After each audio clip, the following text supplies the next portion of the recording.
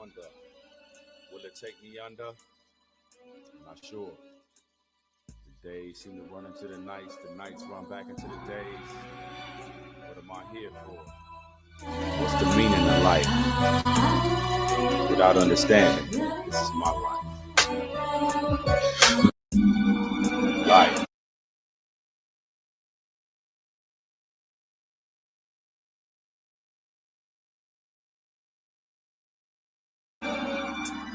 I wonder, will it take me under? I'm not sure. The days seem to run into the nights run back into the days. What am I here for? What's the meaning of life? Without understanding, this is my life.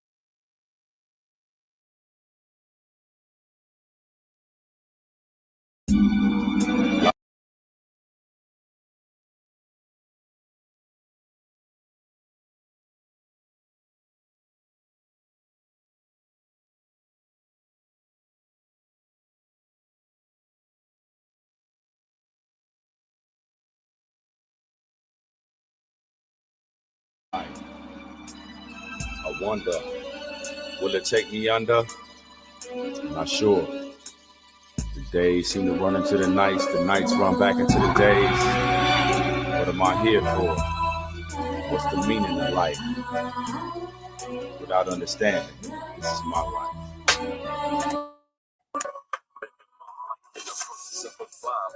Another trigger on a mission to survive the game. My friends going with the wind. I'm alone again. A nigga searching for repentance, but my soul is thinking it's stone again. Niggas say it's time to ride, but what you do if your homie just died tonight? It's like you trapped in this maze that continues to play back. Papa was a Rolling Stone, so now I stay strapped. Mind full of thoughts, step around the corner, looking for a change, crack a broom and blaze to join her. Niggas stay sedated and faded because reality's all up in their face. Like cavities, I'm a cavity. Victim of a war on jokes, guns, and poverty. Knowledge to psychology. That's been short. Follow me. One like cavities, I'm a curse from birthday. Now I'm giving out dirt now. Looking for work and can't find no jobs. So busting is my profession. Getting out of depression, aggression, a nigga's best friend. Sits in this bottle that I'm forced to swallow. Big steel, a ball, my soul comes to palm. So where's God that in this bottle paint is hopeless? What about that verse that calls us not being cursed? It's all in your hands, my Lord, my spirit's empty.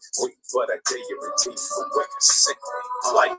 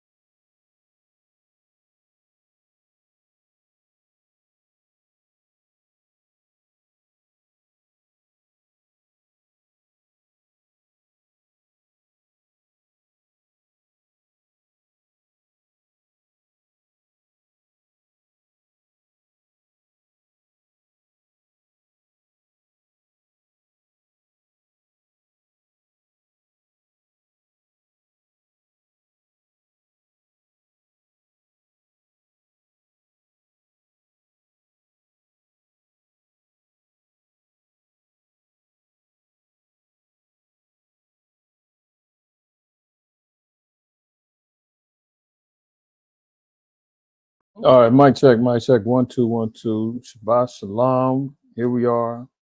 Day of Atonement. For those of us keeping it today, all praises. Prayerfully, everybody's doing well, holding strong, 10 toes down, not folding, not getting tempted, not getting caught up in the moment of your flesh. Really seeking the face of the Most High 10 times more in the spirit of repentance. If I'm coming in clear and you can hear me, throw a 7 in the chat. Let me know. 10 times more in the spirit of repentance. I think I can. I think I can hear myself. But if y'all can hear me, throw a 7 in the chat. Got a couple of audio glitches jumping off, it seems, earlier. So it is what it is. Okay, cool. All right. Hit that like button, wipe your feet coming on in, man. Some of our brothers and sisters that they might be just in their closets. They want to isolate. They might not want to be checking for YouTube, nothing else. I'm just doing this to keep the spirit alive, keeping everybody focused, staying in tune with the spirit, giving y'all something to meditate on, but we always still got to tap in and kind of see what's happening in the earth. I found it very ironic and powerful that as the children of Israel were atoning, according to our date was last night. Some brothers did it Monday night, all praises. I'm not contentious over 24 hours. But our calculations, according to the calendar, we observed Day of Atonement beginning last night and will be closing out this evening. But ironically, as we're atoning and keeping our fast, America shuts down.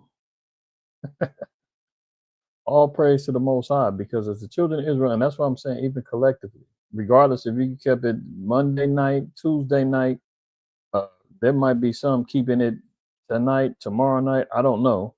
But let's just say in the week that the children of Israel are keeping their atonement, America's having even more problems, right? Which lets me know that although we are a dysfunctional family,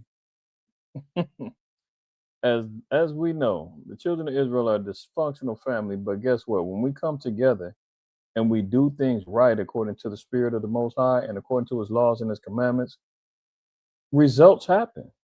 And that's not to say that this shutdown is going to last forever and that this is going to be the downfall of America. That's not what we're saying. But we are seeing that the effects of us doing things in accordance with the law, doing things in one accord, can have impact and will have impact upon our enemies and our captors. History tells us that. So before I continue on, Shabbat Shalom and Shalom to my brother Karatazah in the house. Bayan and your household. Blessed atonement to all of y'all. Hashemah Shalom, you, sis Shalak, Kohab, Sister Catherine, my brother Al Kabar in the house. Shalom to you, good brother. Yeah, it's that time.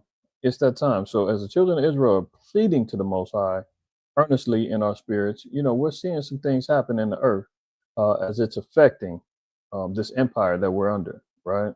They had to shut down this government. They can't get the money together. They can't come into an agreement. But that's cool, because guess what? As long as they stay in opposition with each other, we'll be okay. We're doing something right. Let me share my screen correctly.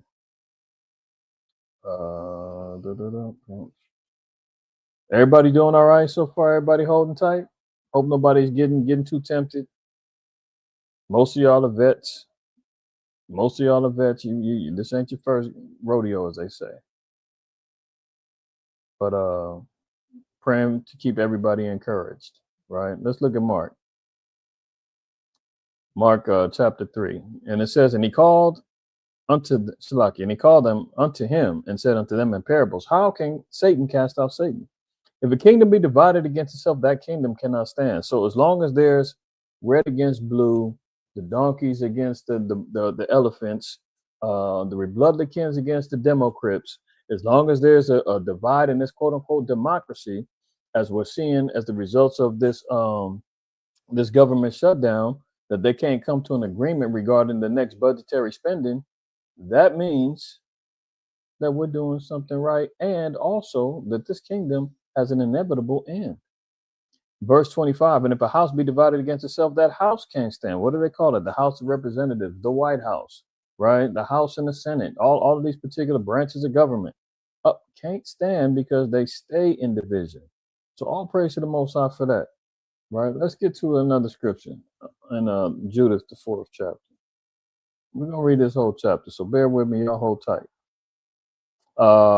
Verse 4, right? And we're going to look at this and kind of see the effectual things that the fasting and praying does. You know, this was a key component. This was kind of like the secret weapon that Israel would use to draw us closer to the Most High, to seek Him to help us, to bring us out of our captivities, for our healings, you know, to bring unification to our nation, to bring power unto us, to defeat our enemies. All of those things, the Most High said, 9 times out of 10, you'll see accounts of us having to fast and pray for it. Before we went to battle, all of these things, right? So let's look at this. Judith, the 4th chapter, verse 1. It says, now the children of Israel that dwelt in Judea heard all that Holofernes, the chief captain of Nebuchadnezzar, king of the Assyrians, had done to the nations. Now, when saying Nebuchadnezzar, king of the Assyrians, this is talking about Nebuchadnezzar II. Now you're saying, well, I thought he was king of Babylon. Well, this is still the Neo-Babylonian Empire. He's still king over the defeated Assyrians. Hopefully that makes sense. He is still king of the Assyrians because Babylon defeated the Assyrians. He is still a king of the Assyrians by way of conquering. Okay. And it says Nebuchadnezzar. You can remember this is in the Greek. So speaking about Nebuchadnezzar II, right? King of the Assyrians had done to the nations, and after what manner he had spoiled all their temples and brought them to naught.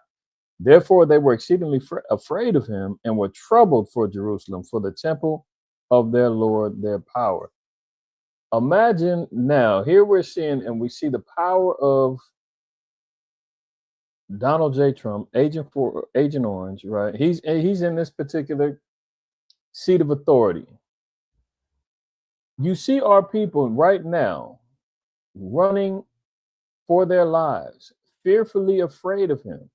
How many times have y'all seen the TikToks of the Northern Kingdom, women and men crying on live, talking about how deportations are affecting their families, how ICE is harassing them? Everybody's running scared. They're running from Home Depots. They're running out of their cars. They're running from their jobs. People are dying trying to escape from them. There's a cat man that ran into the damn freeway, got put to death. Another one fell down a hill, got put to death. They're getting put to death in captivity, catching wild diseases in these alligator Alcatraz FEMA camps.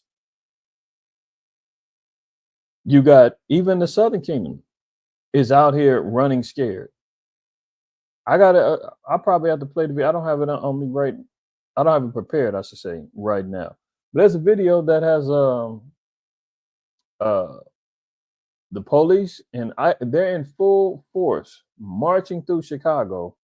Them streets is like ghost towns, at least in this particular video. I'm not out there saying that's every street, but there's a video that they out there are completely shut down, marching through ghost town, right? You see them marching through neighborhoods, telling people, hey, we're here. You seen the video I showed when they was in DC, approaching cats sitting on their porch, telling them, hey, the new regime is here. Tell your buddies, spread the word. Put that cigarette out. It looks like weed. Like these are the type of things. Now you see people exceedingly afraid. Now people are moving a little bit more fearful. People now are afraid of losing their jobs, seeing the economy, losing their benefits. You seen them sisters crying on the news last week when that SNAP benefit got cut and they can't get groceries. And people are exceedingly afraid now. The spirit is changing a little bit.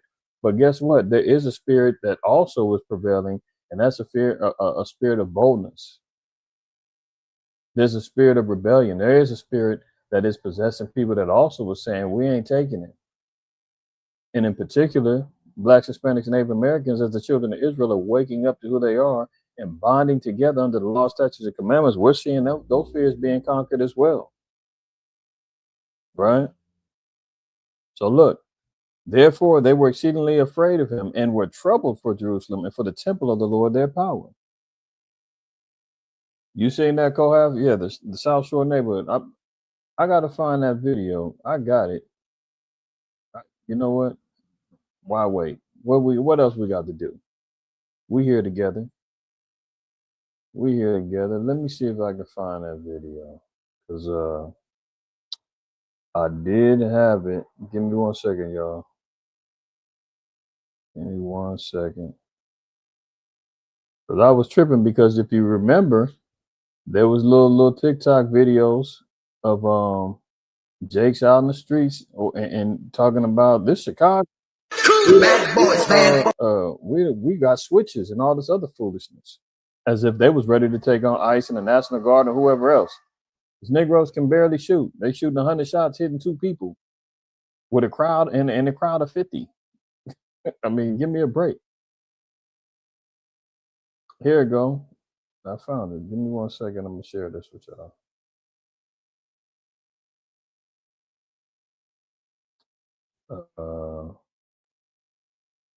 Darn it. Okay, I gotta stop.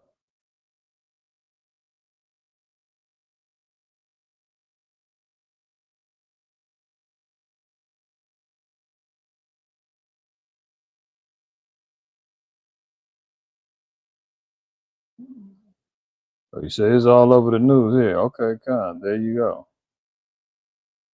Here they go. Boys, what you gonna do? Or what you gonna do when they come for you? Bad boys, what you gonna do? Or what you gonna do when they come for you? You chuck it on that one, you chuck it on this one, you chuck it on your mother and you chuck it on your father, you chuck it on your brother and you chuck it on your sister, you chuck it on that one and you chuck it on me. Bad boys, what you gonna do? What you gonna do? Look at that. Nighttime raids. They prowling them streets. They in there deep. Should look like they probably about 100 of them marching down these streets. More than 100, I'm sure. And you don't see near YN out on these streets. You don't see them little shiesty masks. You don't see these jakes out there with their dreads and the weed blowing and switches on them and talking about folk this and folk that and on GD and BD, and all that's gone. Them little jakes is church mice in the house. All that talk about, I'm telling you, folk, come to Chicago, we got switches, but we don't play that. This Chicago, nigga. Listen. You chuck it on your sister, you chuck it on that one, and you chuck it on me. Bad boys, what you gonna do? What you gonna do when they come for you? Bad boys, what you gonna do? Or what you gonna do when they come for you? You see that? And then you still got the scriptures where it tells you that one is going to chase 1,000, and and one of the curses, I'm paraphrasing, how there'll be no might in our hand. You're right, Bayan. I mean, we can go out there and we can let off shots and splatter ourselves all over the damn streets, but then when another enemy comes through our neighborhoods to police us and to regulate us and to strip you down and make sure that you are in compliance, they ain't got no words to say. And by no means am I saying arm up, strap up, and take them on head on, because you're going to get destroyed. What I am saying is take that energy and that spirit of hate and division and everything else that our people, these little young cats out here on the streets, have had for decades now against your own. You're going to have to stop doing that if you don't want to be policed, if you don't want to be locked up, set up, shot in the streets. If you don't want those things happening, hey, don't give them a reason. And then you can actually worry about organizing under a more faithful banner known as the truth and the laws, right? Because the only one that's going to do only one that's going to be able to defeat this demon is the Most High, Yahweh Shai, right? And through the elect, 144,000, the Most High anoints with the power to give them the strength as David. So even the feeble man is going to be as David to take them down. Other than that, hey man, get in compliance with the law, repent. This is why we ain't got to worry about this particular spirit. Let's get back to Judas 4. Therefore, they were exceedingly afraid of him and were troubled for Jerusalem and for the temple of their Lord, their power. For they were newly returned from the captivity, and all the people of Judea were lately gathered together, and all the Shalakia and the vessels and the altar and the house were sanctified after the profanation.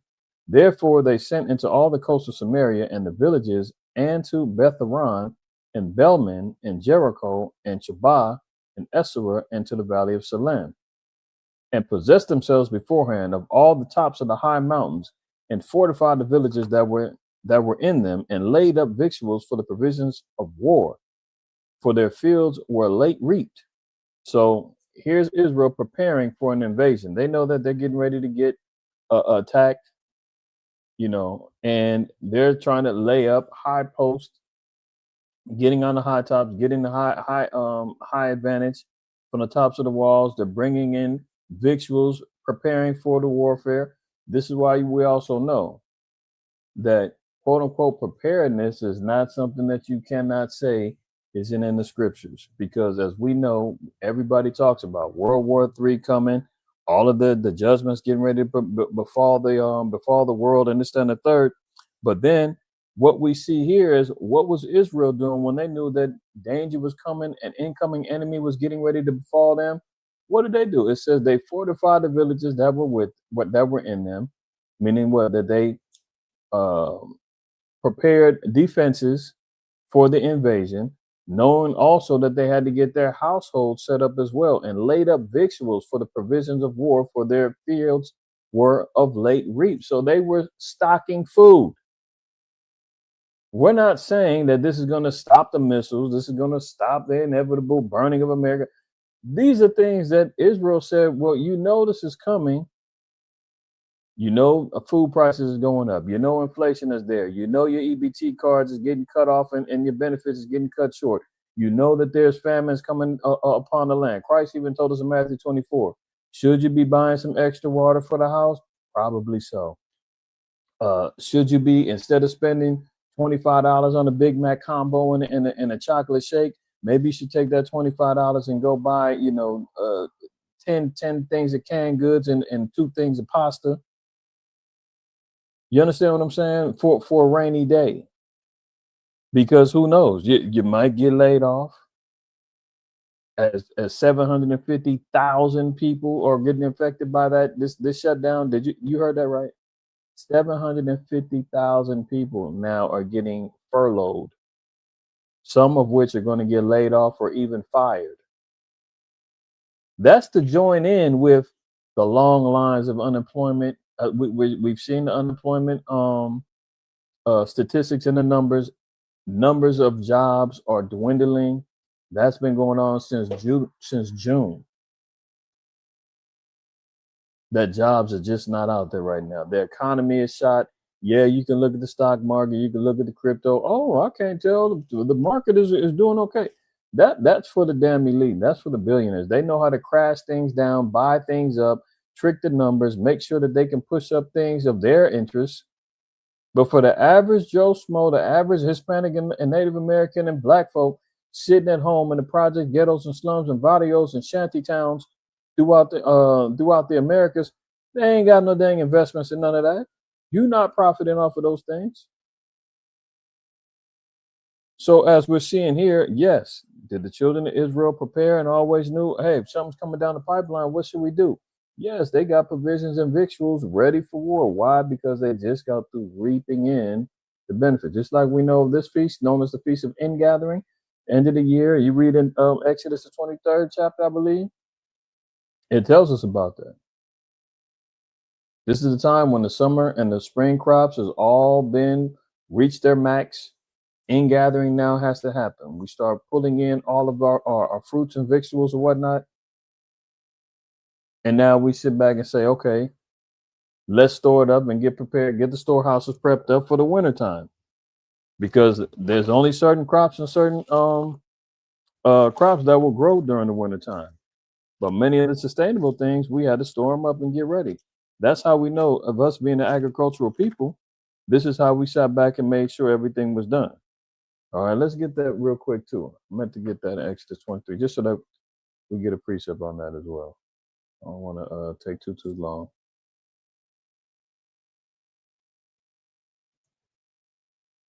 Exodus 23. And we'll read 15 and 16. It says, "Thou shalt keep the feast of unleavened bread. Thou shalt eat unleavened bread 7 days, as I command thee, in the time appointed of the month of Bib. For in it thou camest out from Egypt, and none shall appear before me empty." So we know about the feast of unleavened bread and Passover. Now, verse 16 is the key one.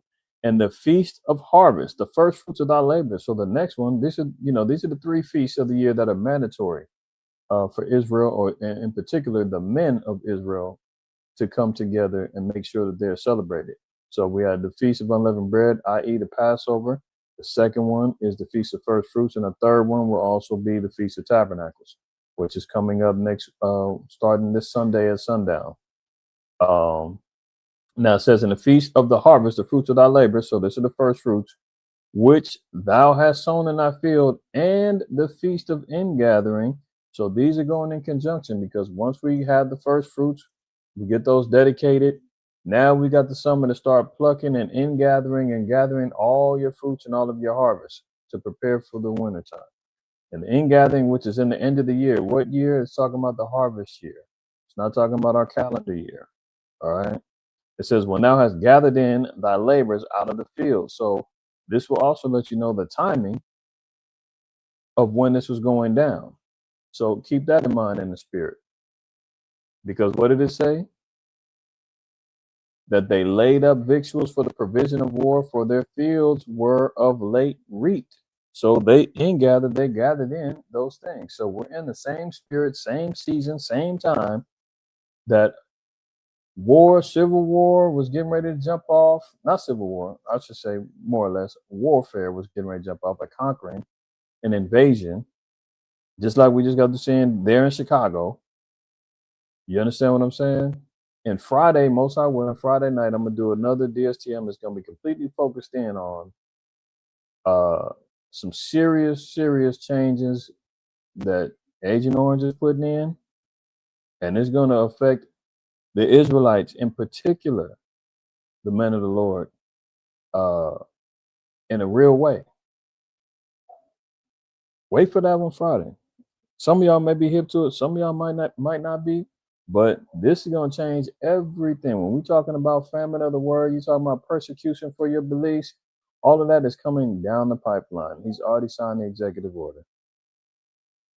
We're going to be targeted. But just putting that out there, not fear mongering, telling you what it's going to be and what it is. These are the times that we read about in Luke 21. See, I'm jumping the gun. Luke 21, your kinsfolk and kinsmen turning you in. All of you're being hated of all men for Christ's sake. All that is getting ready to hit the fan. Hit the fan, right? Now, let's read this verse 5 one more time. It says, "And possessed themselves beforehand of all the tops of the high mountains, and fortified the villages that were in them, and laid up victuals for the provision of war, for their fields were of late reaped. Also Jehoiakim the high priest, which was in those days in Jerusalem, wrote to them that dwelt in Bethulia and Mestem, which is over against Esdraelon, toward the open country near Dathaim, charging them to keep the passages of the hill country, for by them there was an entrance in Judea, and it was easy to stop them that would come up, because the passage was straight for 2 men at the most." So here they are preparing battle plans and making sure that particular entrances were shut down, right? So there they go. So Jehoiakim the high priest is giving instructions on what posts that they need to be securing. That's why for you brothers that be hitting the streets, man, security is of the utmost, especially now. Brothers can't be lackadaisical out there on posts, goofing around, looking at your phone, picking in your ear, not paying attention, not being vigilant. There's mass shootings going on. People are getting sniped all over the place. Persecution for us standing for the word of the Lord, and that's all coming out even more now. So here we're seeing how they were told. He said, "Look, it's easy for them to come up this way. Make sure that passageway is blocked off. Pay attention." Verse 8, it says, "And the children of Israel did as Jehoiakim the high priest had commanded them, with the ancients of all the people of Israel which dwelt in Jerusalem. Then every man of Israel cried to the Most High with great fervency, and with great vehemency did they humble their souls." Well, we know that the humbling of our souls comes through what? fasting, praying, right? It says, every man in Israel cried to the Most High with great fervency and great vehemency. You know, when we really cry to the Most High, I think it's in Psalms. It says when we really cry to the Most High, he said, then he hears us. But sometimes we're not on one accord. Sometimes we ain't crying loud enough. Sometimes we ain't sincere enough. Sometimes we're just not really focused in on what it is we're crying for. Like, we have to be on one accord on what we're crying to the Most High for and what we're asking for. You don't want to hear confusion and all these scattered, sounds all over the place. It's like Al-Adai was making mention regarding the blowing of the trumpets. Many of us are learning the shofar, or not even learning, maybe just blowing it. But there's tunes and there's tones and there's synchrony that comes with blowing those in one accord, and it's a beautiful sound when it's done, when it's really done good, right? And that's the same way our voices are. That's why the Most High said, lift up thy voice like a trumpet. Show my people their transgressions in Isaiah 58, right? So this is what we seen the next action was. So we seen, okay, the preparations is done, fortifying the city, making sure that the passageways are cut off, making sure everybody got the victuals in effect. Now it also says the next, everybody was crying unto the Most High with fervency, vehemency, with the humbling of their souls. Verse 10, both they and their wives and their children and their cattle and every stranger and hireling and their servants bought with money put sackcloth upon their loins. Now, can we notice here? It says humbling of their souls. Again, sometimes our people are sitting back saying, well, do the kids need to fast? Are they part of this or that? Yes, they are included. We see here, we've read it before in Joel, I believe the 3rd chapter, about how a fast was brought together. It says, even the one who sucks from the breast was all part of this particular fast. Now we see here as well, both they and their wives and their children and their cattle, just like in Jonah, it says that everyone in the house, the cattle, everybody, the dog, but nobody was going to be eaten that day. Their children and their cattle and every stranger and hireling, if they had servants, if they had strangers that was bought with money, whether they're of our own people that were servants according to the law in Leviticus 25, or if they were strangers that was of the other nations that were serving under us. That was part of our law, that we was allowed to have servants working for us. So it says if they was in your house, they had to keep it too, just like the Sabbath. It says, and they put sackcloth upon their loins. It says, thus every man and woman and the little children and the inhabitants of Jerusalem fell before the temple and cast ashes upon their heads and spread out their sackcloth before the face of the Lord. Also, they put sackcloth about the altar. So there we see everybody was included. Everybody was included, right? See, thus with every man, thus every man and woman and the little children. So we see a complete family unit. That's nation. Man, woman, child. That's nation. We don't exclude anybody, right? Verse 12, it says, and cried to the power of Israel, all with one consent earnestly. See, that's important. That's important. With one consent, earnestly. That's why I can say, okay, you know what?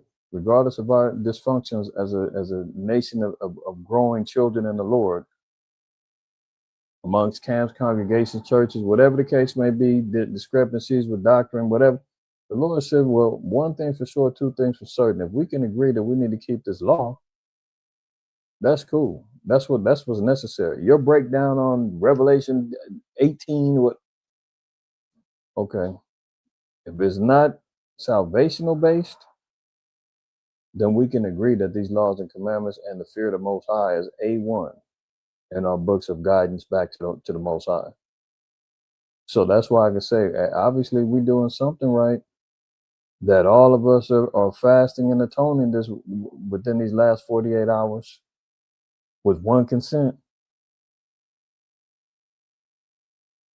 and cried to the power of Israel, all with one consent, earnestly, that he would not give their children for a prey, and their wives for a spoil, and the cities of the inheritance to destruction. So they had one consent, one mind. They said one thing for sure, two things for certain. We don't want our children being victimized and taken into bondage and captivity. We don't want them sex trafficked. We don't, like, you understand what I'm saying? We don't want our wives being spoiled and raped and taken from us and put into bondage. That's what our people was praying for back then. And now it's the same thing. We don't want to be in this bondage anymore. We're tired of this captivity. We want our women to be upright and want them to be back into the laws and the commandments. We want our children not to be prayed, not to be a prey for this educational system, to AI, to the technology, everything that we need our people and our children and our wives and our sons and our men to be locked back into the ancient ways of our forefathers and foremothers. Continuing on, it says, in the cities of their inheritance to destruction, and the sanctuary to profanation and reproach, and for the nations to rejoice at. So the Most High heard their prayers. What did it take? It took sackcloth, ashes, humbling of our souls, meaning what? Fasting, everybody on one accord doing it. And then the Most High said, oh, I hear you. Okay, I'm with you now. And cried to the power of Israel, all with one consent, earnestly, that he would not give their children for a prey and their wives for a spoil, and the cities for their inheritance to destruction, and the sanctuary to profanation and reproach, and for the nations to rejoice at. So the Most High heard their prayers and looked upon their afflictions, for the people fasted many days. So you can say, I know somebody was saying, humble didn't say fasting. You just had to be patient. Just had to be patient. There it is. So everybody was on it. So the Most High heard their prayers and looked upon their afflictions, for the people fasted many days in all Judea and Jerusalem before the sanctuary of the Lord Almighty. And Jehoiakim the high priest and all the priests that stood before the Lord, and they which ministered unto the Lord, had their loins girt with sackcloth, and offered the daily burnt offerings with the vows and free gifts of the people. So charity, very important. Charity, also very important, right? Free gifts of the people, and ashes on their meat trees, and cried unto the Lord with all their power, that he would look upon all the house of Israel graciously. That's what we're trying to do. We're praying that the Most High looks upon us graciously with favor, right? Looks upon us with grace, mercy, long suffering, praying that his forgiving heart finds us. You understand what I'm saying? Like, none of us are without spot. All of us have gotten, all of us are considered damn near damaged goods. Look at Isaiah 1. It just moved in the spirit. Look at verse Isaiah 1. We're going to read down to 16, down to 18. It says, wash you, make you clean. Put away the evil of your doing from before mine eyes. Cease to do evil. This is all part of our repentance. This is all of us changing as men and women. When we came into the truth, you're not supposed to be the same nigga that you was, you know, before you came into this. There's that word that I just used that for emphasis, nigga. Yeah, you're not supposed to be him no more. You're not supposed to be that old harlot, that hoe, that be, you know, trying to keep it clean as best I can. But you're not supposed to be that same individual. You understand what I'm saying? And I see a lot of that infiltration coming into the nation, man, and it's looking bad. It's looking bad. People still acting like, you know, the same old you. Is there real change? Or are you just trying to mutate this truth into something that satisfies your life? If that's the case, man, we're going to be here for a long time. Long time. Either that or the Most High is going to really get to sifting wheat from the tares, and destruction is going to be happening to many who saying, that's why it's so dangerous. You know, Yahweh said, many's going to come to me saying, Lord, Lord, haven't I cast out many devils in your name, or taught many and all that? And he's going to say, depart from me, I never knew you. It's a cold place that we're in. But that's why I said in Judith that the people came with one consent, earnestly, vehemently. Like, that's all in conjunction with sincerity, truth, right? That's why even the Most High said, now is the time for the true worshipers to worship me in spirit and in truth. I mean, not to deviate, man, but this is where the spirit's rolling. We're going to go back to Isaiah, but the spirit just said, bring this out to. Now, you see this? John 4:23. It says, but the hour cometh and now is when the true worshipers, why is that word being used, true?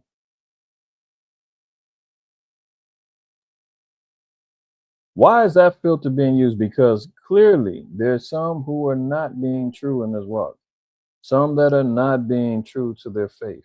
Some that are not being true to their nation. Some that are not being true to their family, to their brothers, to their sisters, to their fellow laborers. That like there are. That's why we even know of the term wolves in sheep's clothing.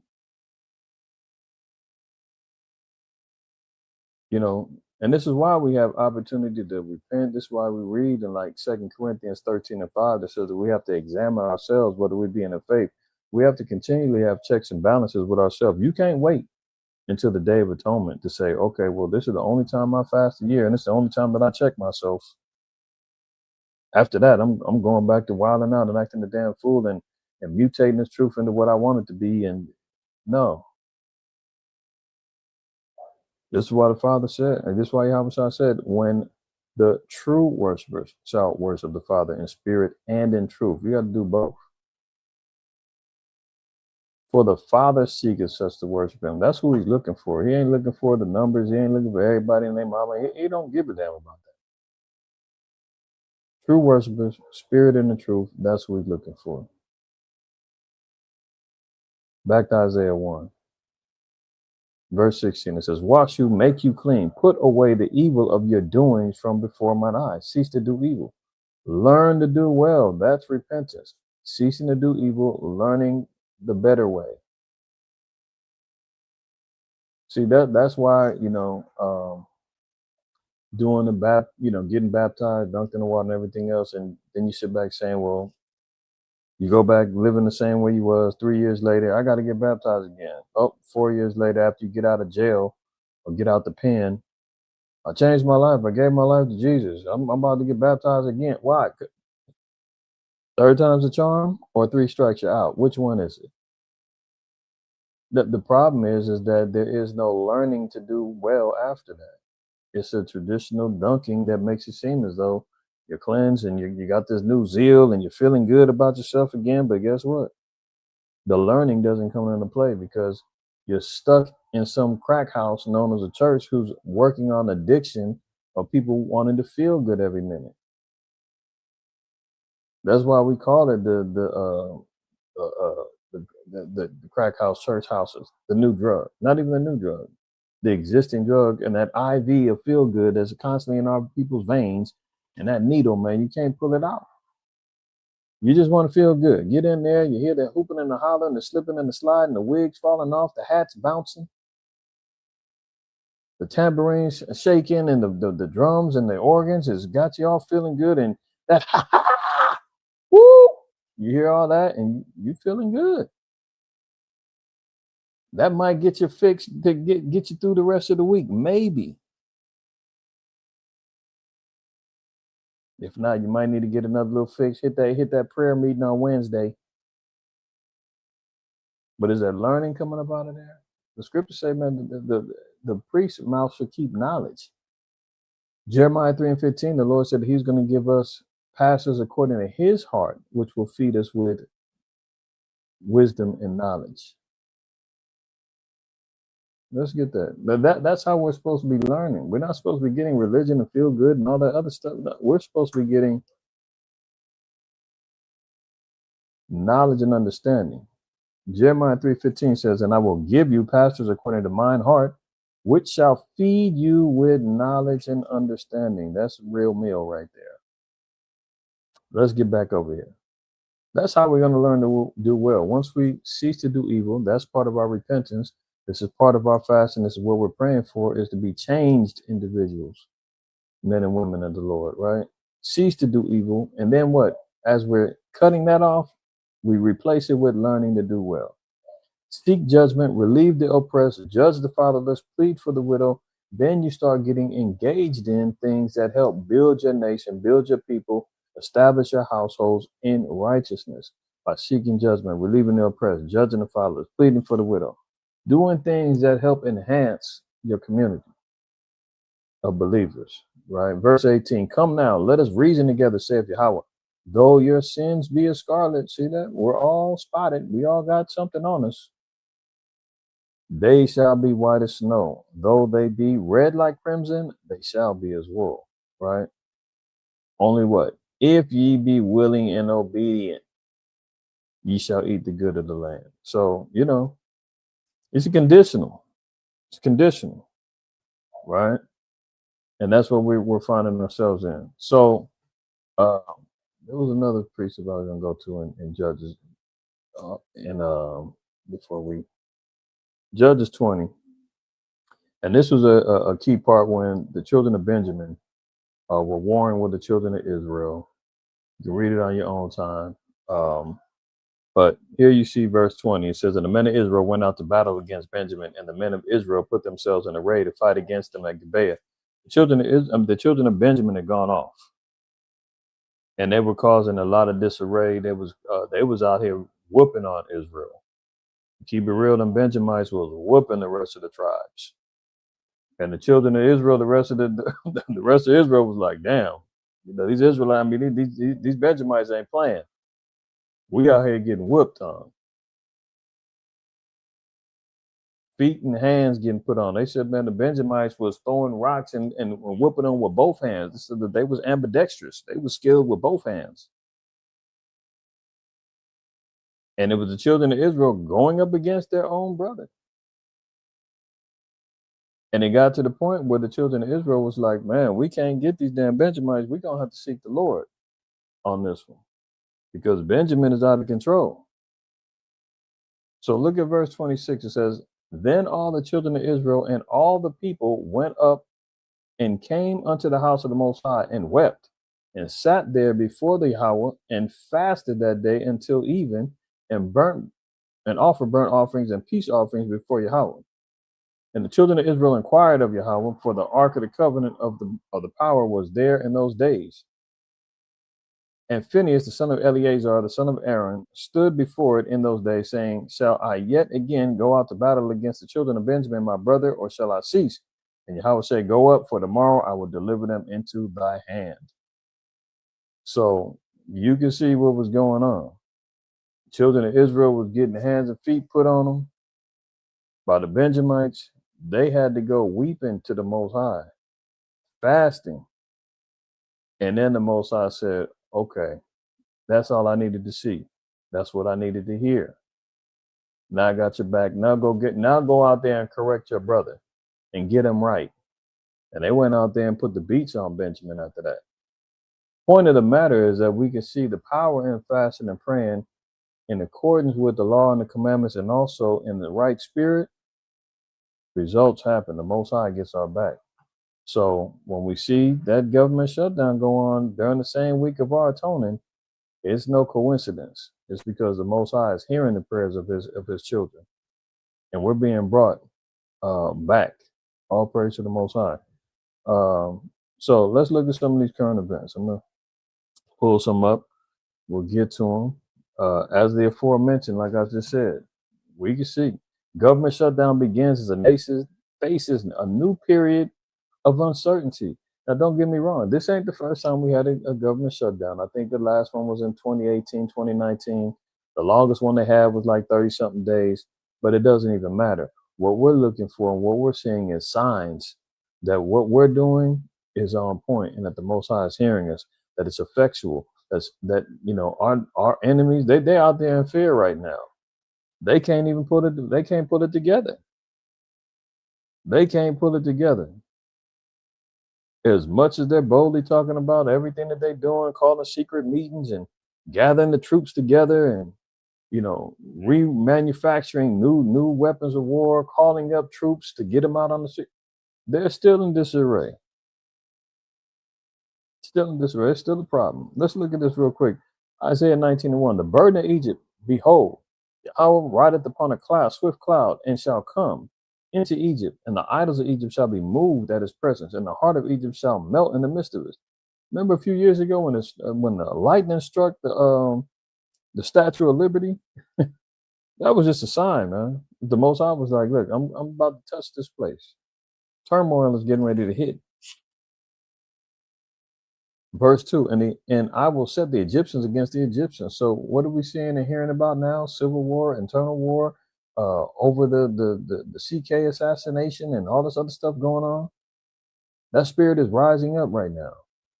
And they shall fight, everyone against his brother and everyone against his neighbor, city against city and kingdom against kingdom.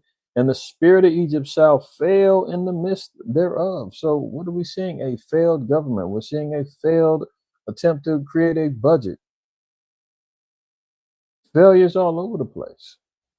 And I will destroy the counsel thereof. So yeah, the Most High is in the midst of that dark council in there, them trying to negotiate and backbite each other and figure out how they can siphon off money for themselves. The Lord said, I'm going to destroy all of that.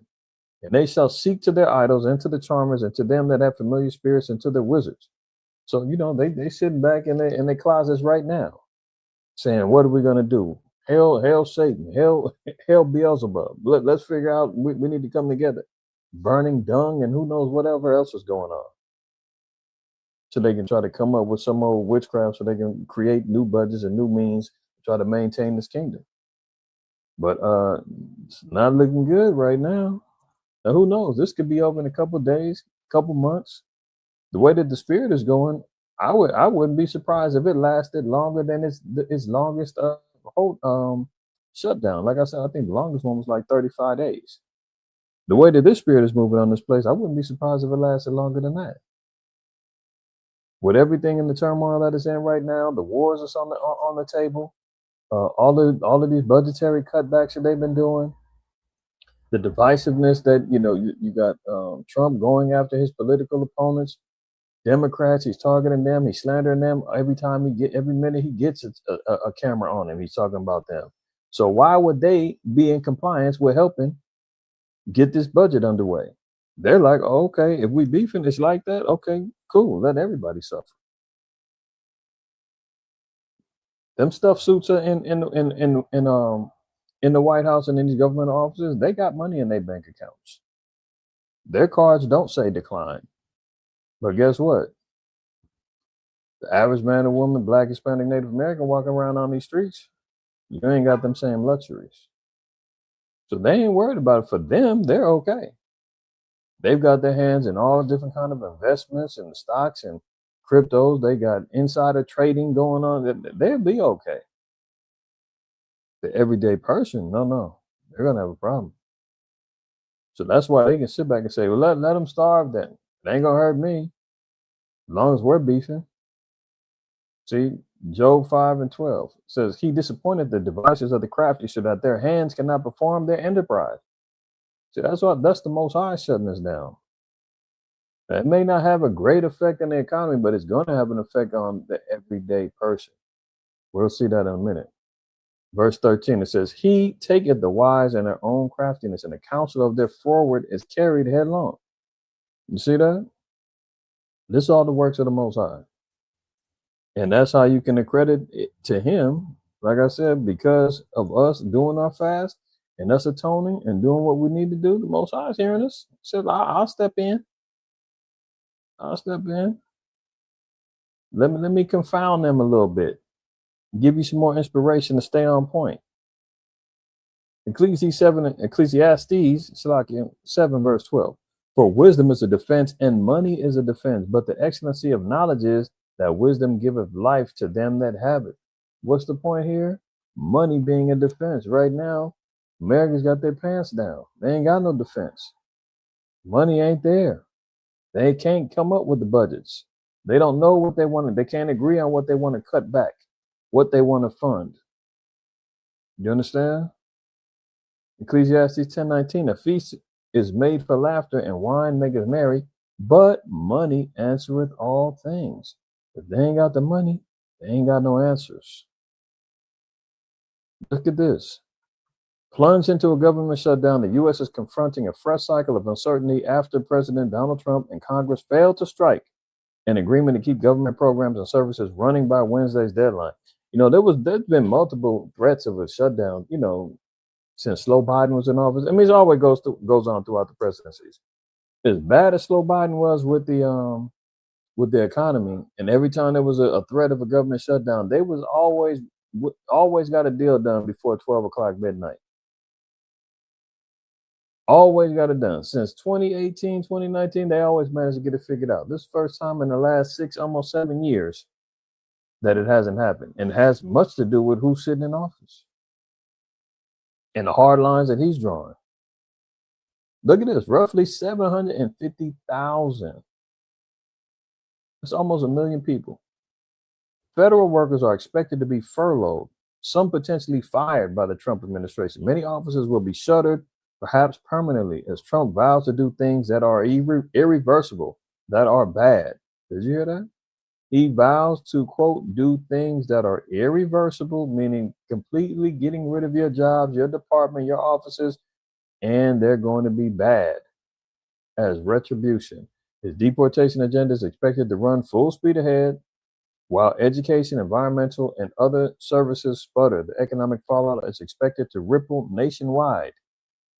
What's he say? We don't want it to shut down, Trump said at the White House before the midnight deadline. But the president, who met privately with congressional leaders this week, appeared unable to negotiate any deal between Democrats and Republicans to prevent the outcome. There you go. White House Budget Office tells agencies to draft mass firing plans ahead of the potential shutdown. So we talked about that last week. That was on the table. If they couldn't get it done, they say get ready for mass firings. Furlough, you basically won't have a job. You won't be getting paid, but your position will still be available when the shutdown's open. You can get back to work, and then you get back pay. But you ain't getting nothing in between the time that you ain't got no job. Now they're saying they ain't even trying to do that right now. They just trying to get rid of jobs. So when it's all said and done and ain't nothing there, it's gonna be bad news for 750,000 people now is out of work. For how long? Who knows? Some permanently, some may be back once this is over. Oh, but look at this. Trump set to bail out Argentina, irking some, quote, America First camp. Remember, that was his campaign. See, this is why the Most High told us, as Israel, we can't be surprised at this. Sirach 12 and 10 told us, never trust thine enemy, So when he speaks with a forked tongue and he tells a blatant lie, we're America first. I'm pulling us out of these wars. We're not going to fund Ukraine anymore. We're not doing this. I'm cleaning up Doge with the Doge team. I'm cleaning up everything, all this foreign money going out and spending money on the LGBTQ plus HIV agendas. And I'm bringing all that back, and America's going to be first. And now he's betrayed those same folks who voted for him for that ideology, because here he is getting ready to go send $20 billion to Argentina, who's over there sinking. I showed y'all the guy last week, Milei, who's destroyed Argentina, got their inflation at like damn near 300%. They down there drowning. And he says, well, guess what? I'll throw you a bone. I got 20 billion. Meanwhile, your own government is shutting down.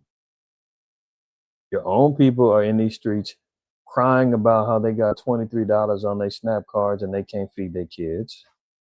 But you got 20 billion to go slide over there. Wonder what that's about. Here we go.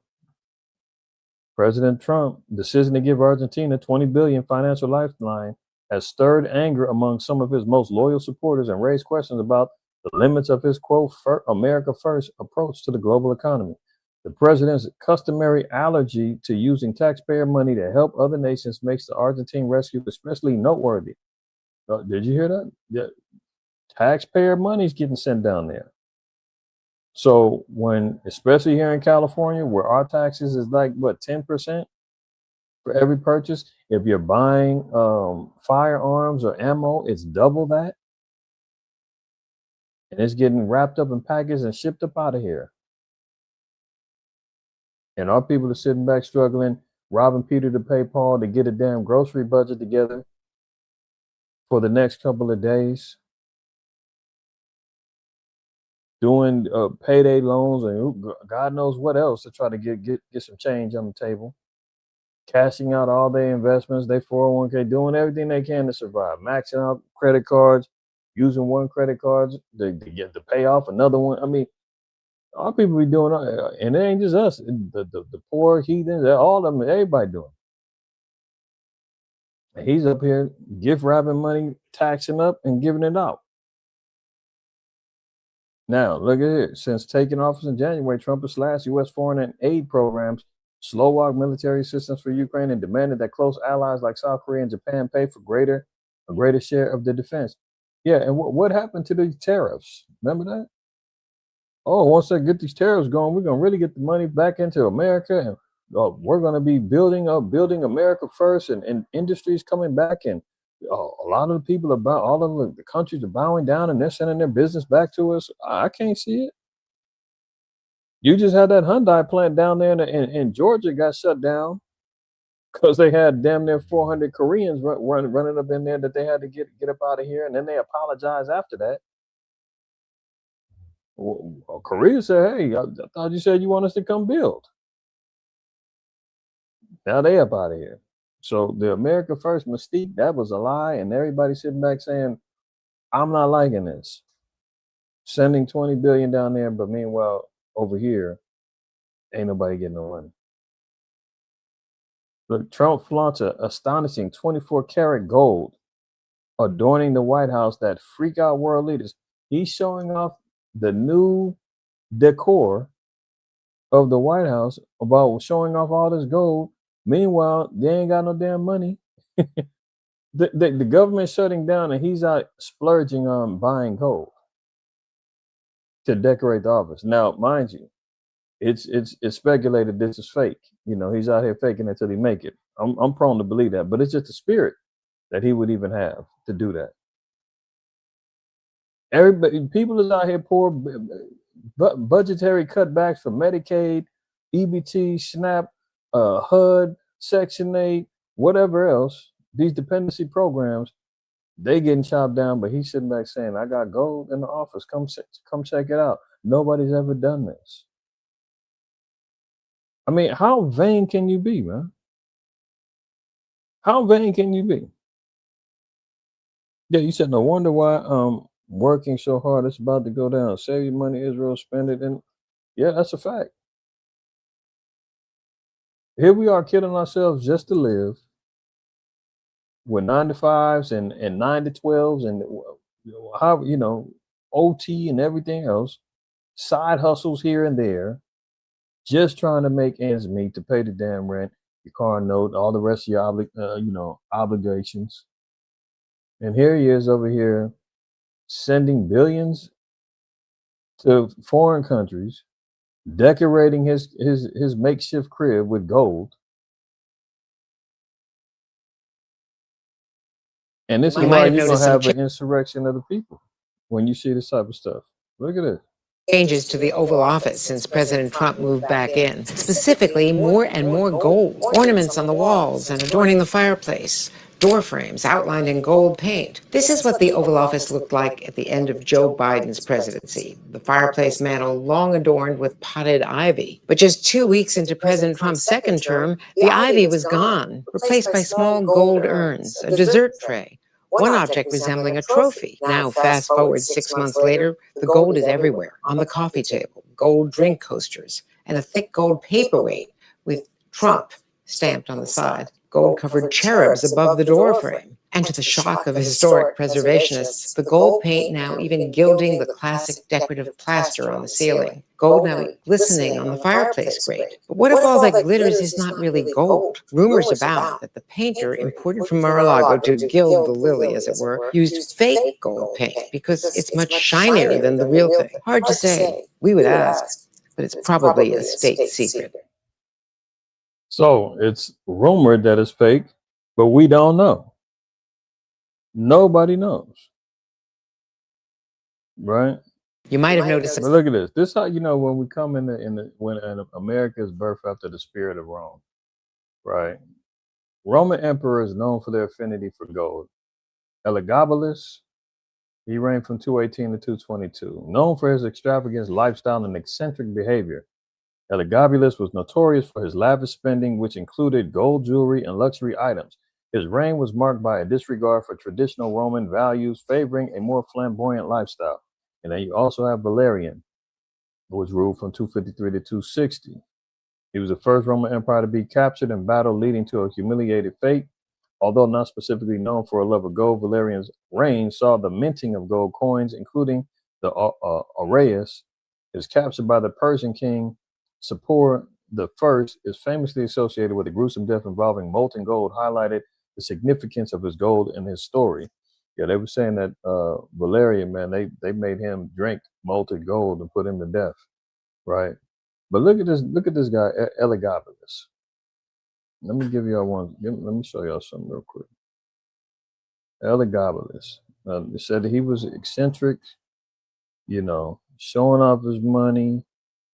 But that wasn't just it. That wasn't just it. We haven't done a Library Chronicles in a while, right? But here's a book. Y'all can go check it out. The Roman Emperors, a biographical guide to the rulers of Imperial Rome, from 331 BC to 4786 by Michael Grant. You probably get it. I'm sure you can find it on Amazon or whatever, right?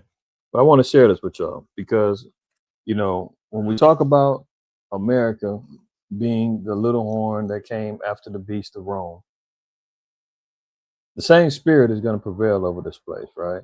And if you remember Revelation 13, it says that the dragon gave power unto the beast. That beast was Rome, which birthed America. There's no question that America, just through the architectural structure, the governmental structure, all those things is all taken from Rome. There's no question about it. America is the baby of Rome. Okay. And now we see this particular spirit that's infesting our president, Slocky, what am I talking about? Their president, the president, right? And here he is showing off his gold while the people are starving. But let me read you about Elagabalus, right? Let me show you. You see that? So you see who I'm reading about. Let me read this highlighted part right here. Now it says, his sexual taste, above all, earned him everlasting notoriety. Now, one thing we've been hearing about with Agent Orange is his relationship with Epstein, right? Same type of spirit. Something's going on with, he don't want the files released. It's a Democrat hoax. Hey, why you guys keep talking about this guy? I showed y'all the video a couple months back with his relationship with Epstein and them hanging out in the beauty pageants and all that other stuff. We ain't gonna go back over that. But in the spirit of Elagabalus, let's see what he was up to. His sexual taste, above all, earned him everlasting notoriety, for he was evidently a passive homosexual.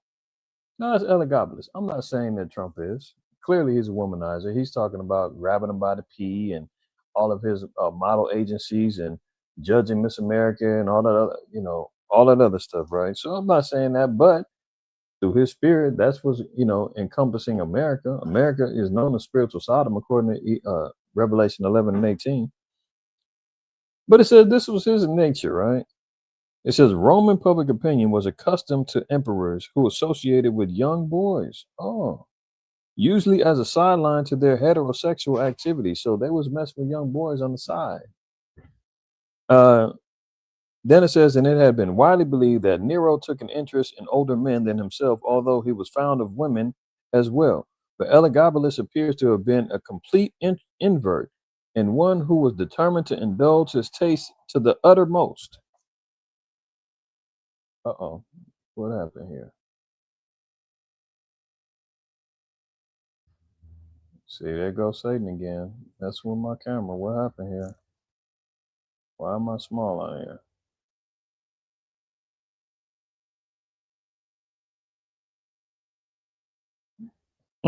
Can y'all hear me? Those having the chat, y'all can hear me. Something just happened to my screen and it shrunk everything. The format went crazy. If I'm still coming in clear, throw 7 in the chat for me. If I'm losing y'all interest, Throw a 3 in the chat, and then y'all can go back to fasting. Everything good? All right, all praise. All praises. All right, so yeah, something happened on my end, but it's all good. Okay, so check this out. So it says that Elagabalus appears to have been a complete invert and one who was determined to indulge his taste to the uttermost. Dio Cassius, a contemporary senator and historian, deserved. There you go again. Your browser has lost connection to the camera. Make sure you have the right camera selected. What the hell? This thing is tripping, man. Okay, hold on 1 second, y'all, because it keeps telling me that, you know, how Satan always works, man. He's always listening in on these MOTC classes. I'll tell you that much. So all praises, man. He's recognizing the work we're doing over here. But give me 1 second, y'all, because this damn thing is talking about camera got lost. I'm pretty sure y'all see the logo, but the camera is what got disconnected. So let me reconnect this into something else.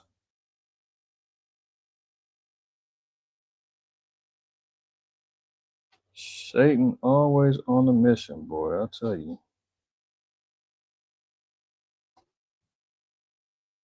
Long as y'all can still hear me, all praises. Just give me 1 minute, and I'll be back on.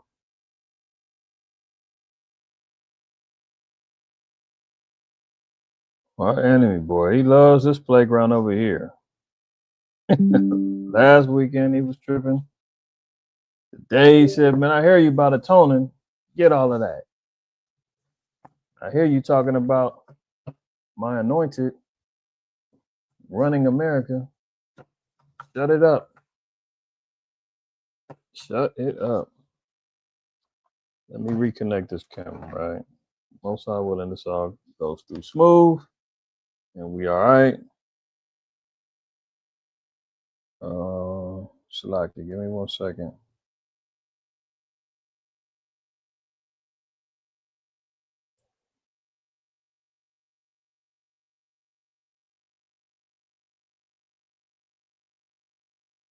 All right, here we go.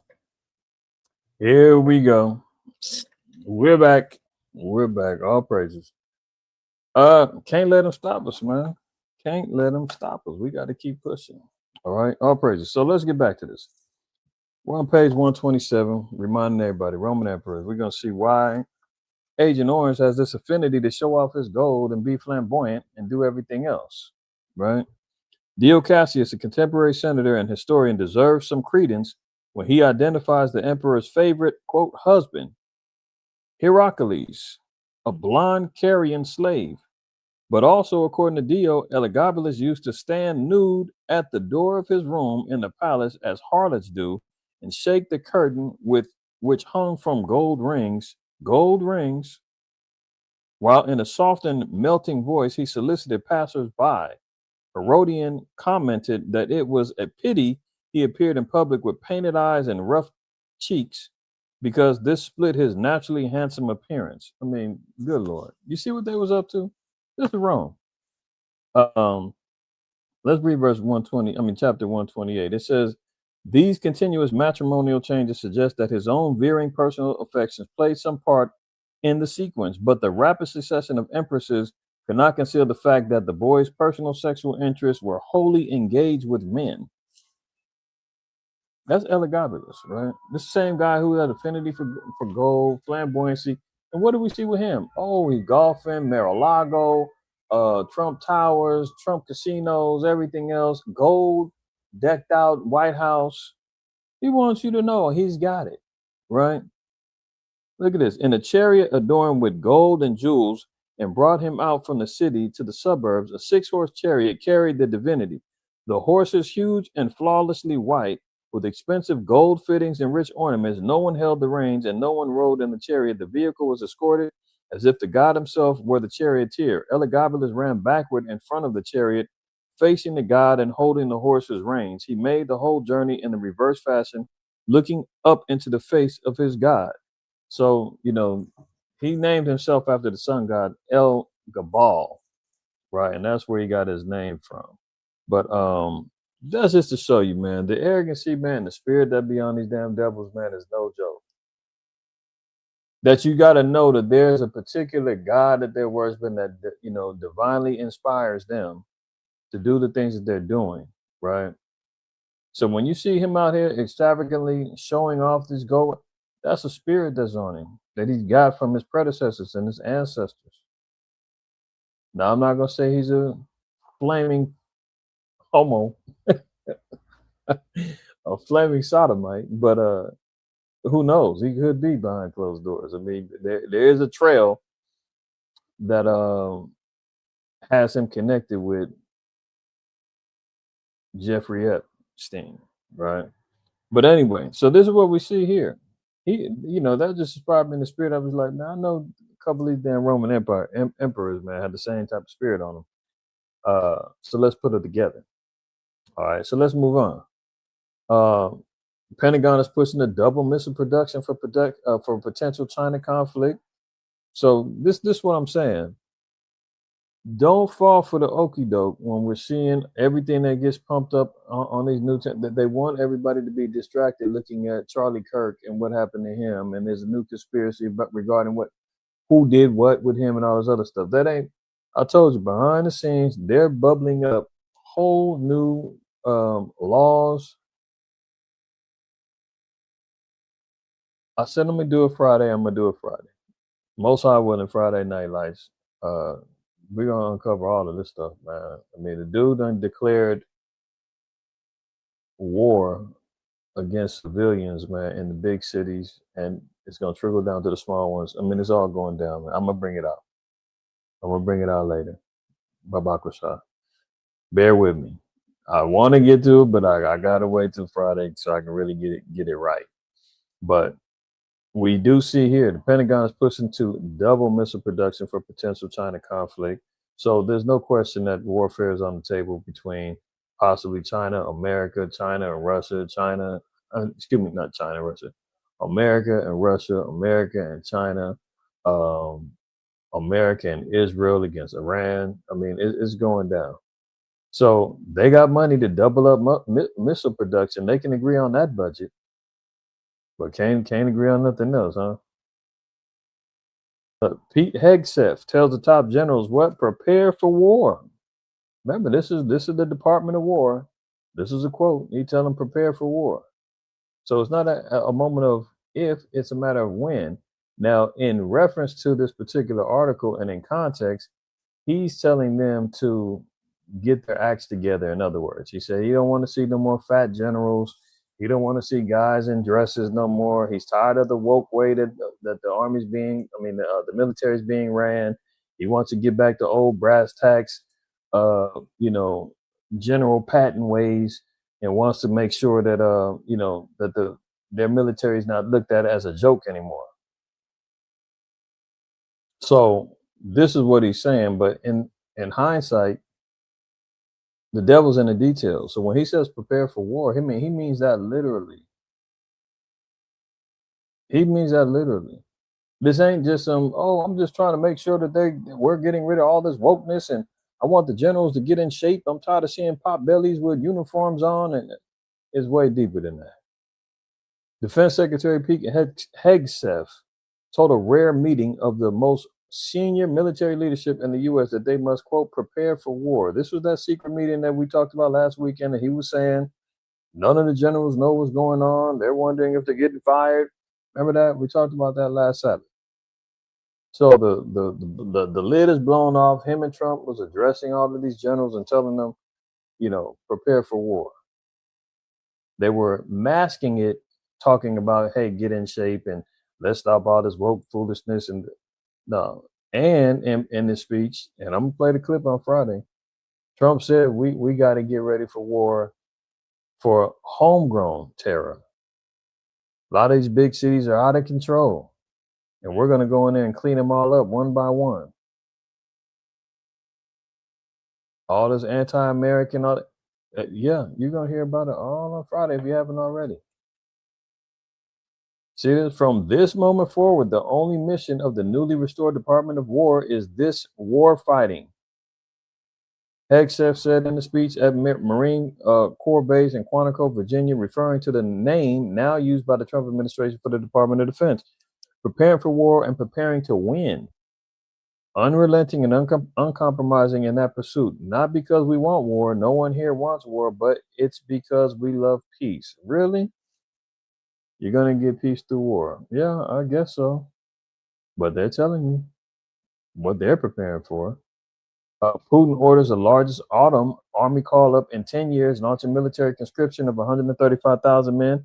So, what in like manner, Putin is calling in and recruiting, and not even recruiting, drafting. That's pretty much what conscription is. Drafting 135,000 men, the largest army call up in 10 years. What's he worried about? I thought he was winning the war over there in Ukraine. Obviously, he's preparing for something different. What have we been talking about of late? His war with NATO. The Ukraine war, that's over with. He's preparing for the next phase. And as we've been hearing and seeing, some people are talking about November, some people are talking about 2026. But ain't nobody saying peace is on the table. That's a fact. So here we go. Vladimir Putin has ordered Russia's largest autumn military conscription since 2016 as it continues his assault on Ukraine.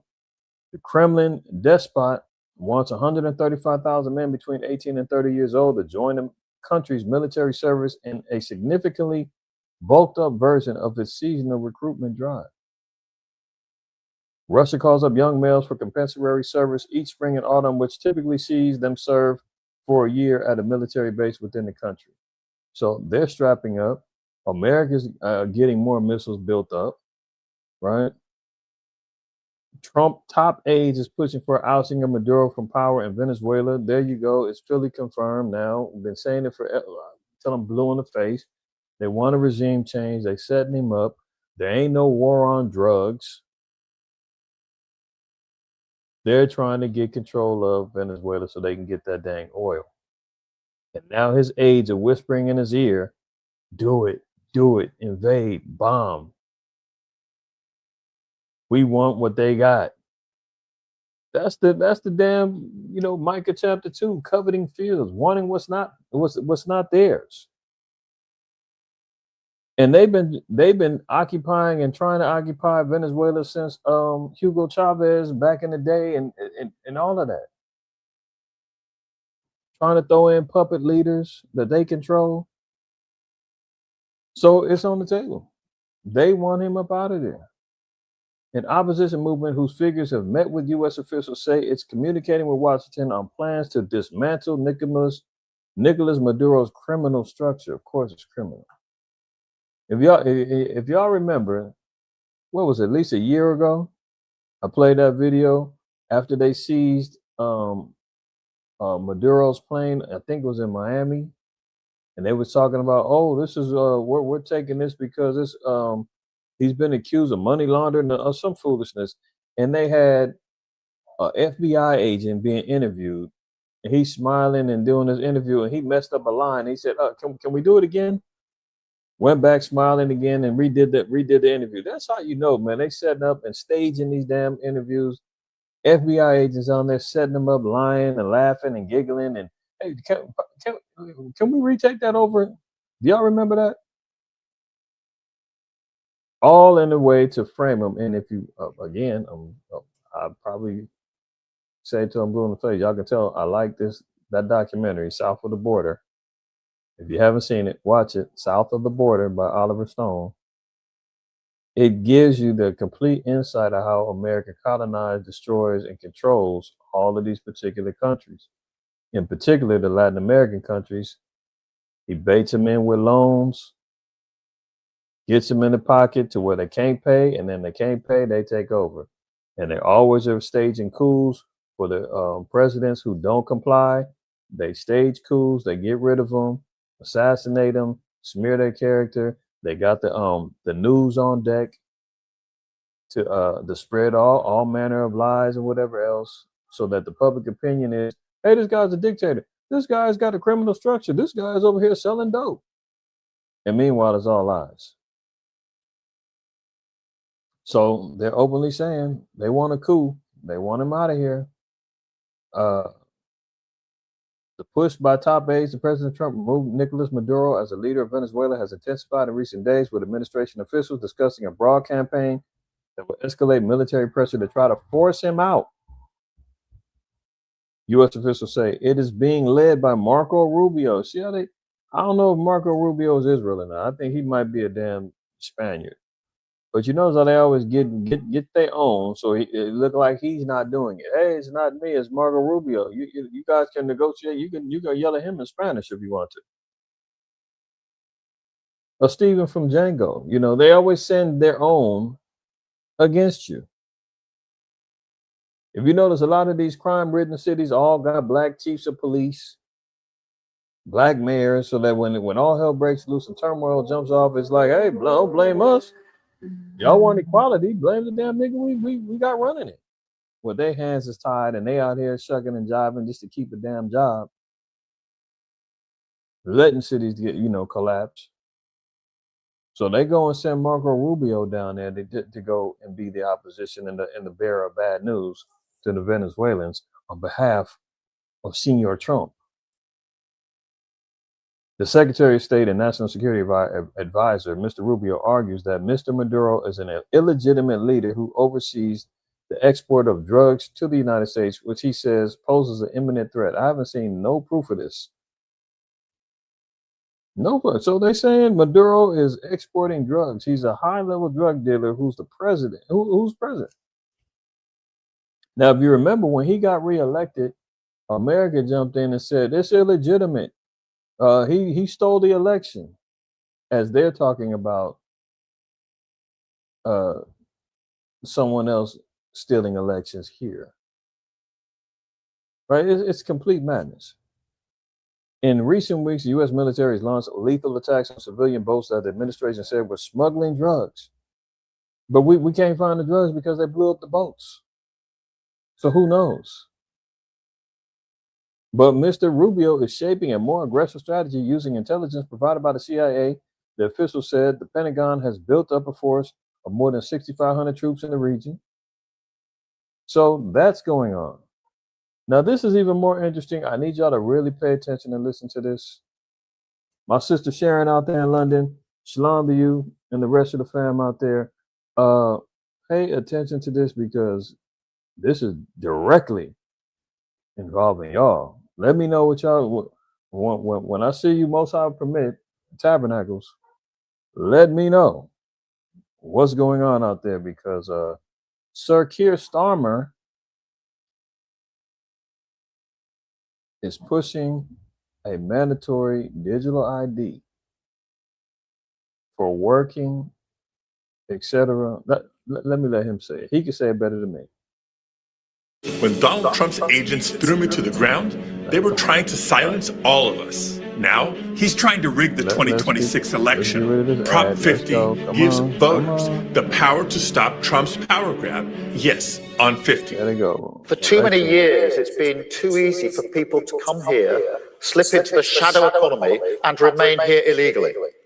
Now, notice, remember, problem, reaction, solution. Hegelian dialectic, right? They create a problem to inspire reactions, and then they come with the solution. So when we hear about the immigration problem that's going on in Europe, now all of a sudden there's an immigration problem here in America. That's being weaponized now to create law changes and to create things that people are begging now for solutions. Yes, build a wall. Yes, we want more ICE on the streets. Yes, we don't care if rights are being violated. We just want our country back. And next thing you know, they're the ones saying, hey, wait a minute, what happened to America first? You're sending money over there. I thought you were going to give it to us. Wait a minute. I'm a citizen here. I voted for you. I'm a Latino for Trump. ICE just slapped me upside the head and snatched me off my job and locked me into a damn detention center. What's going on? Oh, no, you begged for it. You asked for it. You thought there was a problem. So they let Slow Biden be the fall guy for flooding everybody in and saying, come on in, have a good time. We got debit cards, hotels, and food benefits for everybody. And come on in and get jobs. And And then here comes the quote unquote bad guy. See, they do that good cop, bad cop game. Here comes Agent Orange and saying, we got to clean it up, build a wall, get rid of them. We're gonna regulate. I'm getting ice on the streets. And now everybody's sitting back saying, what the hell? Now, same thing going on in Europe, in particular the UK. Listen to what he's saying, because it's going to come here.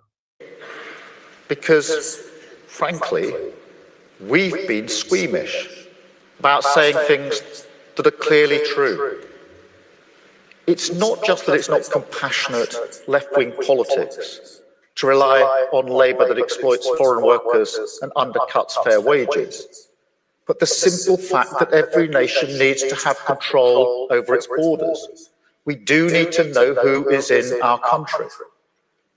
Our immigration system does need to be fair if we want to maintain that binding contract that our politics is built on. Otherwise, it undermines trust, undermines people's faith that we're on their side, and their belief that the state can and will work for them. And that is... You see that? It's for you. It's for your own good. We love you. We're going to make sure you're taken care of. It's your country, right? That's why today I am announcing this government will make a new free of charge digital ID. Oh, it's free of charge.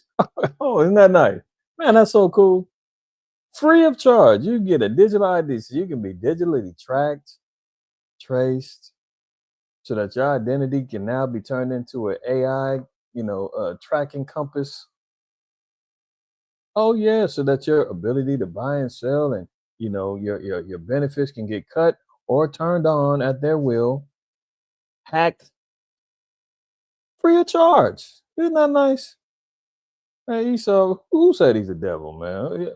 You need to repent from that. Include that in your fast today. He's not a deceiver. He said it's free of charge. Announcing this government will make a new free of charge digital ID mandatory for the right to work by the end of this parliament. Free of charge, but it's free of charge, but it's mandatory. You would think with free of charge, that comes with some sort of liberty that you can be able to pick, choose if you want it, don't want it, whatever. No. It's free of charge, but mandatory. By the end of this parliament. Let me spell that out. You will not be able to work in the United Kingdom if you do not have digital ID. It's as simple as that. Because decent, pragmatic, fair-minded people, they want us to tackle the issues that they see around them. Need I say more? You will not be able to work, i.e. buy, sell. You won't be able to generate income. You will not be able to survive if you don't get this particular digital ID. The UK says it's mandatory over there. But guess what? That's the beta test for the rest of the world. China's already on board. They already got their peoples in subjection. Now in the UK, what is going to expand to other countries in Europe? Then guess what? When everybody else is into it, then it's going to say, America, what are you waiting for? But they just have to create a big enough reason for everybody to say, I want it, I need it. Just like they did with immigration and with the flooding in of the quote unquote illegals. Hey, you got to do something. We need a president who's going to take action. And now his actions are pissing everybody off because they don't want troops on the streets. They don't want to be monitored. They already changed the laws in regards to Americans flying to Europe. Now you got to submit to biometrics scannings to enter into various countries out there. We talked about that last Sabbath. You understand? I'm not sure when the parliament ends. I'm not sure, but that's going to be interesting. But once it's mandatory, once it's put into effect, I doubt the next regime is going to change it, because that's the way that the system is lined up. That's Revelation 13. That's the opening stages for this beast system to come in and have everybody, quote unquote, marked. Let's move on. Kash Patel contradicts Trump as he reveals truth about the 274 FBI agents at the Capitol on January 6th. Did y'all hear about that? Now, Kash Patel is the head of the FBI, and now he's in here contradicting and trying to clean up the lies that his boss said. Now, who knew that there was 274 plainclothes FBI agents in the midst of this January 6th, quote unquote, insurrection? How do we know that they wasn't agent provocateurs? How do we know that they wasn't in there stirring up the pot? How do we know that they wasn't the ones initiating all of this stuff? Because what do? That ended up turning into new, quote unquote, extremism definitions and line pushing that comes along with anybody who proclaims themselves as, quote, anti-government. You got to think about it. And think about what the Bible says about America, the views that we have on this place and its leadership and its founding, quote unquote, founding fathers and all that other stuff, right? See, they use these things. I started it last week with what's the guy's name? Rahm Emanuel, that said you never want a good crisis to go to waste. They set up a lot of these things as false flags and as provocateur events so that they can bring in and change things. So January 6th is great insurrection of a quote unquote damn near government takeover. Now that allowed them to start classifying people in groups to say these are dangerous, these people are dangerous. Meanwhile, you had 274 of your own people in there stirring up the pot. White man speak with forked tongue devilish, man. Look at this. FBI Director Kash Patel has publicly refuted President Donald Trump. I mean, look, they're under the same regime. President Trump hired Kash Patel to be the head of the FBI. Now he's coming in rebuking his president because Agent Orange spoke the truth. Agent Orange says he says that the agents was in there in the crowd during the riots. Look, FBI Director Kash Patel has publicly refuted President Trump's claims about agents in the crowd during January 6th Capitol riots. The president claimed on his Truth Social page Saturday night that 274 plainclothes agents were at the scene of the riots, insinuating they were, quote, acting as agitators and insurrectionists. But Patel clarified on Sunday that the agents were simply sent to the U.S. Capitol to help with crowd control at the behest of Capitol Police. Who's telling the truth here? Were they insurrectionists and agitators, or were they Capitol? They were just there to help. See, he's busted, man. He's busted in a whole nother lie, and now they can't get their story straight.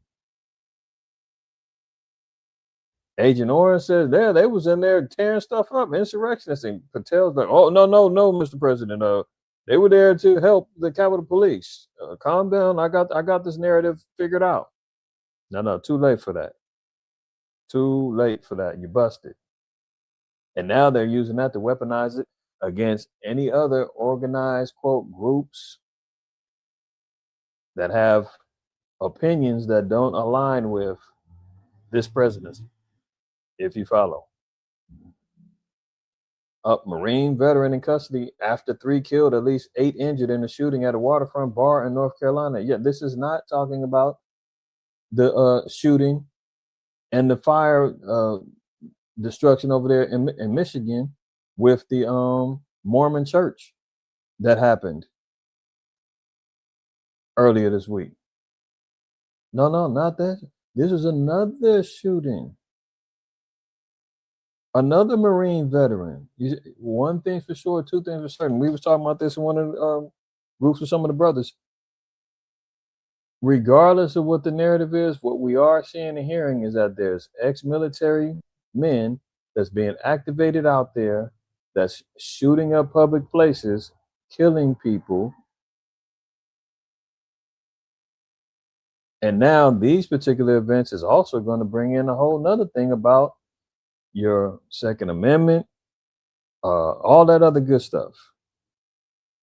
So People can't even eat at the bar no more before somebody rides up and gets to spraying down the bars. 3 killed, at least 8 injured in the shooting at a waterfront bar in North Carolina. You know, there was 5 mass shootings in 24 hours within what was it? Within the last 7 days. Starting with the one in the Mormon church over there in Michigan. Then right after that, this one happened in North Carolina. Both ex-military. Look at it. Bourbon Street shooting leaves 1 dead, 3 injured. This is in Louisiana. A shooting on Bourbon Street killed 1 person and injured 3 others on Sunday, September 28th. There's another one. What is going on? Oh, one more? Okay, here's another one. Suspect in Eagle Pass Casino shooting arrested in Stockdale. So a shooting at a casino. So these are all public places that people are out, right? Bourbon Street, a restaurant, bar in South Carolina, a church, a casino, all places where multiple people will be at. You got to be careful out there, y'all, because clearly we're seeing that somebody's activated these Manchurian candidates and they out there laying people down, and there's no question there's no reasoning why. You know, they're making up scenarios after the fact. Oh, the manifesto said written on bullets that they hated LGBT, or we don't know what's going on. We know that there's a whole lie and narrative that's being set out there with what's going on, but know that Black Swan events is coming down the pipeline. They need to create enough panic to start implementing even more changes here. That's a fact. Watch. Look at this. Illegal migrant school superintendent on a $305,000 a year is placed on leave after ICE arrest. Now, can you imagine when you're talking about a so-called positive influence on society? You know, ICE done ran down on this Jake. He's from Guyana. They're saying that he's had his work visa expired, but the Jake been working here for God knows how long in the educational system, been a superintendent. He's worked in various districts throughout the country. I think that they say this Negro over here making 6 figures, get rid of him. Superintendent of Iowa's largest school district was placed on administrative leave on Saturday, 1 day after he was arrested by ICE for being in the country illegally. So yeah, don't think it is just the Northern Kingdom. If the black folks, they getting 100 down too. From Haiti, Guyana, Jamaica, West Africa, they getting everybody. The Des Moines School District Board voted unanimously to place Superintendent Ian Roberts, 54, on paid leave because he would be unable to perform his duties for the 30,000 student district in the light of his arrest. The board stated they would reassess Roberts' employment status for his $305,000 a year job once they received more information, and they were generally supportive of him. So they said, hey, nothing we can do about it. We're going to put you on leave. We're going to pay you. But ICE is about to disappear this Jake. The Jake ran, I think they later in the article said he ran in the Olympics. I forgot which year, for Guyana. Been over here for years. He's born in New York. Worked in multiple school districts all throughout the country. Settles down over here in Iowa, getting paid a handsome fee. Somebody then dimed him out, and they then ran down on him. Remember, who knows what he said? Because remember when J.D. Vance, we played it last week, when J.D. Vance said, hey, you hear somebody speaking bad about America, speaking wrong, or speaking on Charlie Kirk or whatever, tell their boss. Get him. Remember that? Somebody done ratted on this. He done said something, and somebody done said, oh, I'm reporting you. I'm going to get rid of you. Your black ass and that 6 figures, man, is going to be mine. They're about to disappear him. I guarantee you, some white man is going to take his place to get that 6 figures. Brothers out of here. Damn shame. Look at this. Boxing star Terrence Crawford held at gunpoint by cops in a scary scene just hours after his own victory parade. This lets you know, man, when the scriptures talk about us being bywords and a proverb, and, you know, it doesn't matter what position that we hold here in America. You still are a nigger when it's all said and done. This brother just had a historic win over Canelo Alvarez. He's a multiple weight champion, boxing champion. Just got the key to the city, honored by the mayor, the whole nine, victory parade. He gets pulled over at gunpoint by the police. Let me let it go. Grip, stability, precision. Undefeated That's boxer the essence of Bud driving. Crawford was forced out of his car at gunpoint by police in his native Oklahoma. Prototype. The hardest thing is to get started. It's the ideas and the choice of which ones to flesh out that I think are very human discipline. We have started to deal with computers. An hour after Terrence Crawford celebrated turning 38 years old, Omaha police pulled him over and charged him with reckless driving. Good afternoon, I'm Julie Cornell. It was a sour note ending a day where the city of Omaha came together to celebrate his boxing dominance with a parade. KETV Newswatch 7's Pete Cudahy spoke with Mayor John Ewing, who requested that the Omaha Police Department conduct an internal investigation. And Pete, what did the mayor have to say? Yeah, Julie, Mayor Ewing says that after such a great day yesterday, he was heartbroken. Look at the way that this smug, arrogant, damn Edomite is reporting. He's looking like, the mayor, this, he's a nigga, he deserved it. Just look at his demeanor in his face. In hearing about the news of the traffic stop. That's why he reached out to Police Chief Todd Schmatter and Terrence Crawford himself to find out what exactly happened at that traffic stop. Omaha police released a statement saying that a car driven by Terrence Crawford was stopped for driving recklessly around 1:30 in the morning on Cass Street. An officer confirmed that while Crawford was reaching to grab his information, the cop spotted a gun by Crawford's feet. Crawford and 3 other passengers in the vehicle were ordered to step outside of the car at gunpoint and placed in handcuffs. The police found 2 guns in the car, but found that the people in the car were legally permitted to carry. Crawford was charged with reckless. Legally permitted to carry. Now, I've seen other stops where it's legal carry in particular states, and the cops don't do all of that. They'll ask, like, you got a permit for that? Hey, let me see it. In addition to your stuff, they don't immediately jump out and be drawn down, ready to blast a Jake. And he's acting as if he didn't recognize who the guy was. Yeah, everybody know who Bud Crawford is in Omaha. Omaha is not that damn big. You trying to tell me you missed the parade? You didn't know that was him? You didn't know he's being celebrated? The pride of Omaha, Nebraska? You trying to tell me you didn't know the cops didn't know who he was? Come on, man. This goes to show you. It does not matter. Your position, money, at the end all be all. That's why the scripture said that he shall show no favor to the young or to the old. Byword in the proverb, all of those that curse shall not be in the city. It's all the same. Afterwards, they said, "Oh, he was legally allowed to have those firearms." Damn, imagine if we shot him saying we felt in danger.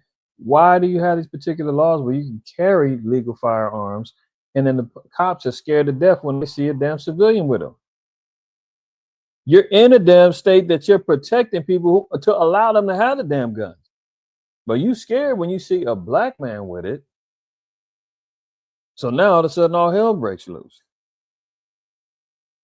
See? Driving. This morning, Mayor John Ewing Jr. asked Omaha to authorize an internal affairs investigation.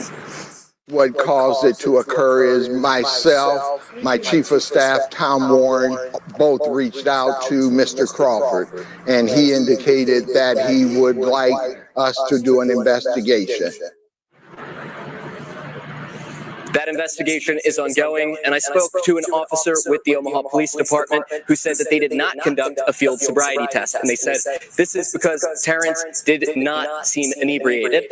Now, we will be talking to his head of security, so tune in at 10 o'clock to find out more about that. Back to you, Julie.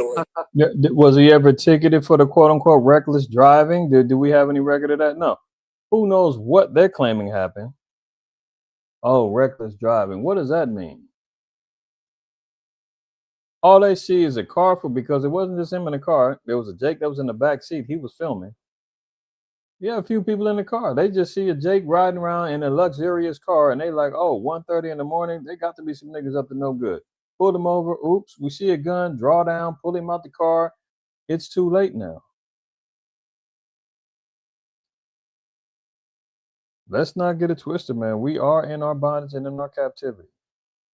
Despite what I seen a little bit of that debate they had, or whatever it was, discussing debate. I seen a little bit of it about the was Charlie Kirk for our people or not, man. You got these damn coon Christians on there talking about we're not a bondage no more, we're not an oppressor, we're free, we're better off now than we've ever been. And tell that to Bud Crawford then. See how he feels about that. Okay, Pete, thanks for... Let's move on. 6.7 magnitude earthquake strikes the Philippines. People are urged to move inland as dramatic footage shows church towers is collapsing. Earlier, they're still trying to figure out what happened. Part of a project building in the Bronx just collapsed and fell earlier today in New York. I mean, structures are collapsing. Earthquakes is happening. All hell is breaking loose out here, man. We got to get it together, right? This is why we out here repenting. This is why we're in these laws. This is why we're fasting, pleading, and crying to the Most High to forgive us and to give us redemption in our days of sorrow and mourning. Right. On the AI front, before we close out, man, Hollywood hits back as AI actress is hailed as the next, quote, Scarlett Johansson. This is an AI image, y'all. This is not a real person.